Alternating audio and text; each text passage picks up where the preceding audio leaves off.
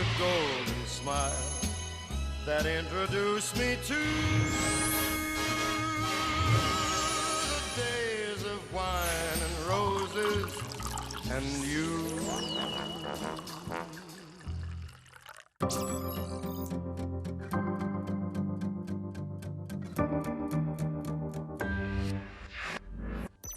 안녕하십니까, 정하모 소믈리에입니다.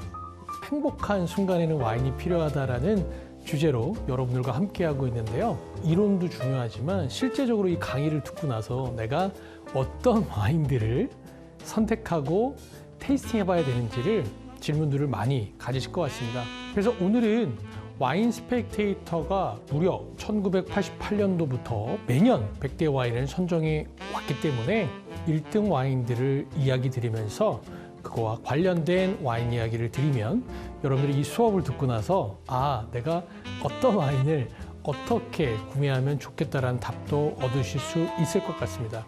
그리고 역사적으로 와인과 관련된 명사들의 이야기를 통해서 여러분들의 와인에 대한 지식과 역사적인 접근의 인식도 확장시켜 드리는 시간을 가져보도록 하겠습니다.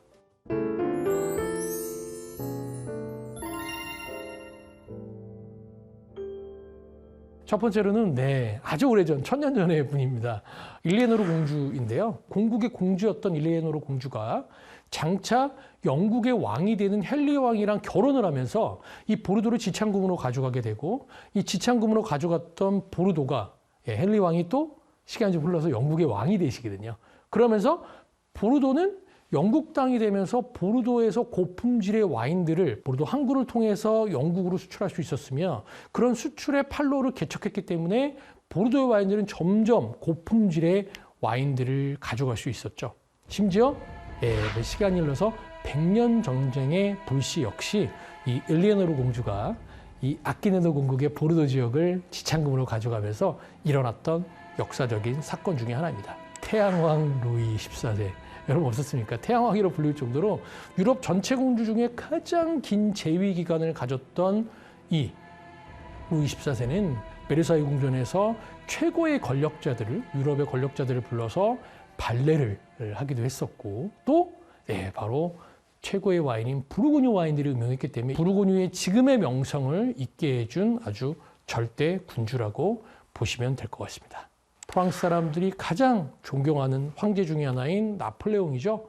나폴레옹 역시 부르고뉴 지역에 특히나 특정한 와인이었던 주브르 샹베리땡을 굉장히 사랑했죠. 그래서 주브르 샹베리땡을 나폴레옹의 와인이라고 표현하기도 하는데요. 와인을 사랑했던, 부르고뉴를 사랑했던 역사적인 명사로 기억됩니다. 프랑스를 상징하는 건물이죠. 바로 에펠탑입니다. 바로 에펠탑이 구스타브 에펠이라는 사람이 건축을 했으며 1889년도, 프랑스 대혁명이 1789년도에 있었기 때문에 100년 뒤인 1889년 프랑스에서 열렸던 만국박람회를 기념하기 위해서 에펠탑을 만들게 되는데, 많은 예술가들은 파리의 모습을 저해하는 이 에펠탑이 건축되는 거를 막 서명을 해서 반대했다고 그러죠. 지금은 여러분 어떻습니까? 여러분, 에펠탑 없는 파리를 저희가 상상할 수 있을까요? 바로 지금은 파리가 전 세계에서 가장 가보고 싶은 랜드마크에 바로 이 구스타프 에펠이 만든 에펠탑을 저희가 떠올리게 되는데, 바로 이 구스타프 에펠 역시 부르고뉴 와인을 굉장히 사랑했다고 합니다.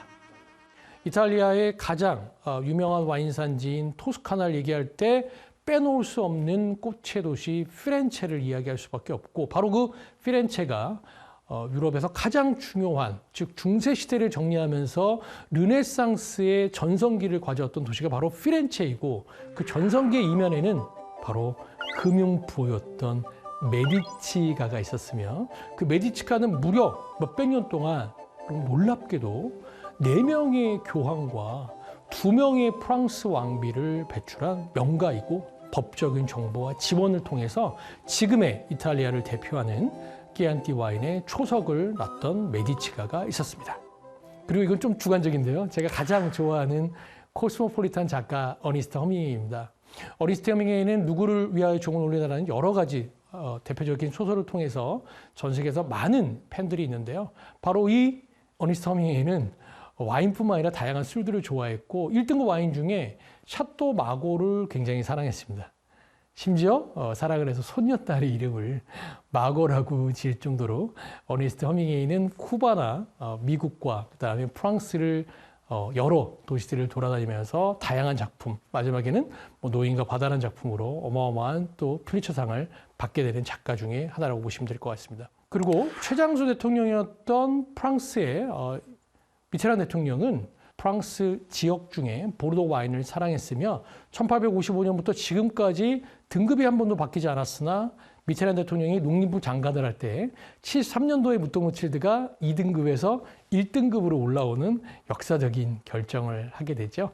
마지막 명사입니다. 마지막 명사는 놀랍게도 미국의 제1대 대통령이 워싱턴이었다면 그 당시에 프랑스의 첫 번째 대사가 바로 토마스 제퍼슨이었습니다. 프랑스 첫 번째 대사였던 토마스 제퍼슨이 대사 기간 중에 프랑스의 보르도라든지 부르고니의 명품 와인들을 음용할 수 있는 기회들을 많이 갖게 돼서 나중에 미국의 대통령이 됐을 때 농담 반 진담 반으로 미국인 중에서 가장 첫 번째로 프랑스의 명품 와인들의 진가를 알아봤던 사람은 미국의 3대 대통령이었던 토마스 제퍼슨이 아니었나라는 일화가 전해지고 있습니다.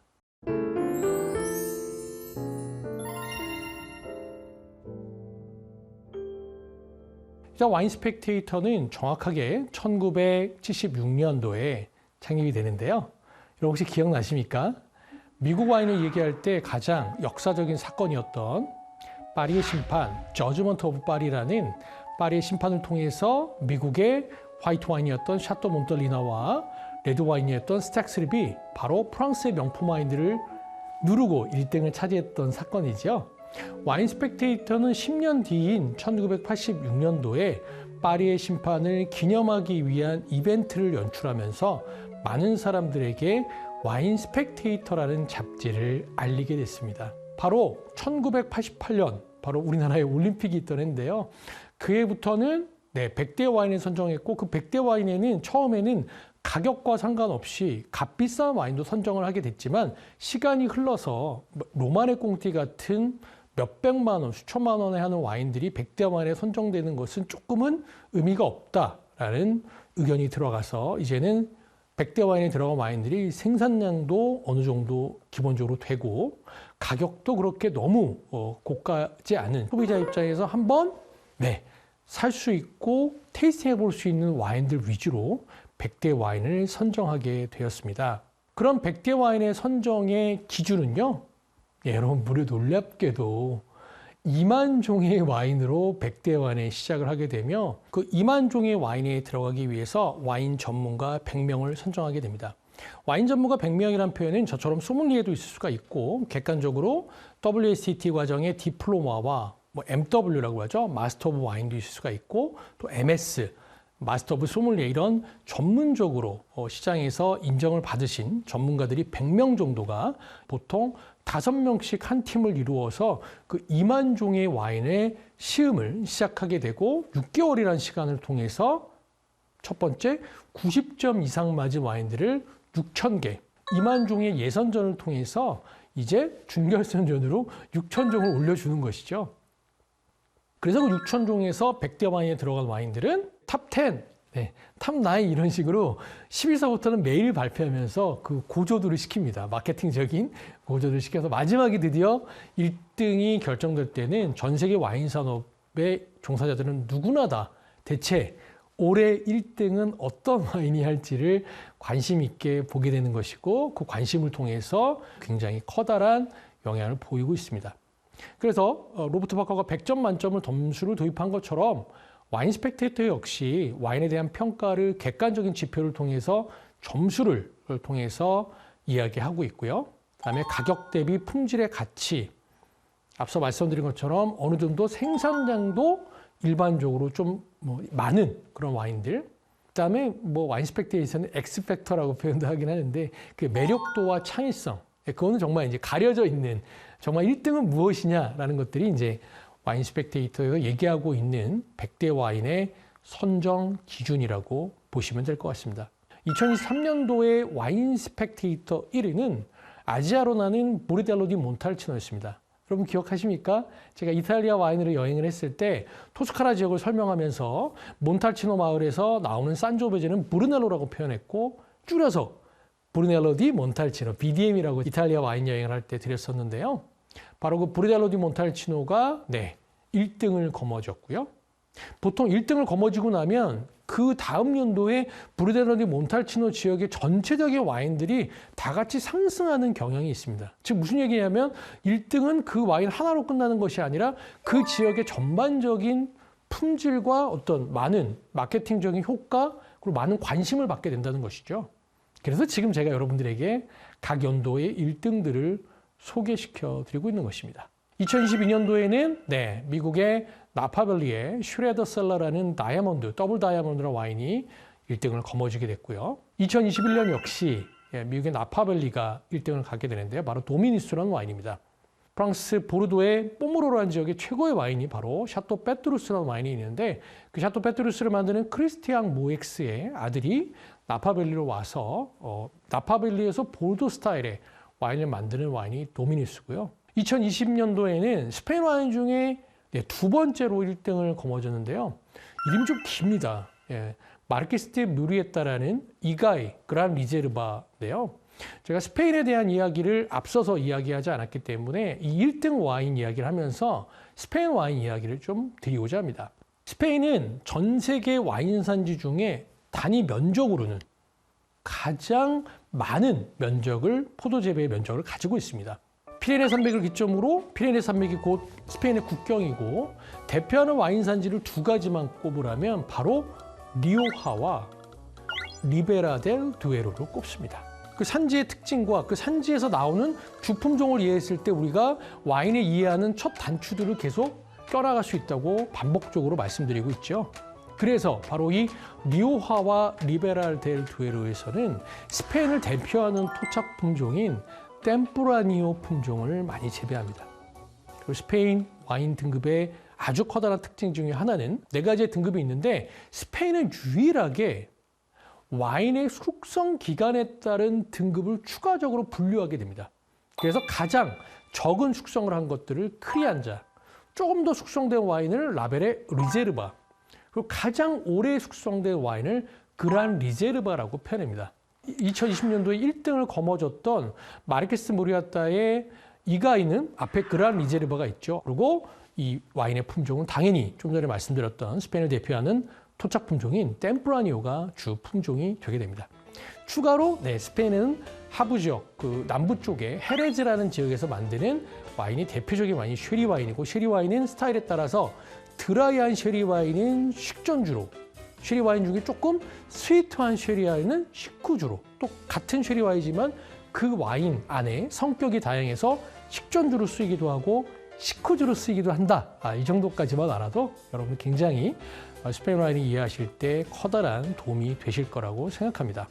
2019년도는 보르도의 그랑크루 와인 중에 2등급이었는데도 불구하고 굉장히 주식으로 치자면 저평가주로 평가받았던 샤또 레오브 바르통이 바로 2016년도가 2019년도에 1위를 거머쥐게 됐습니다. 바로 생줄리앙이라는 메독의 하부 지역의 2등급 와인이었고요.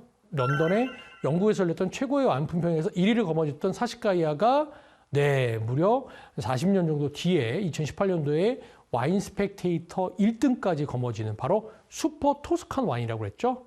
추가로 솔라이아와 오르넬리아. 솔라이아는 2000년도에 1등을 거머쥐었고 오르넬리아는 2001년도에 1등을 거머쥐었습니다. 그러니까 세 가지 모두가 와인 스펙테이터 1등을 거머쥔, 즉 객관적으로 품질과 가격이 좋은 와인이라고 보시면 될 것 같고요.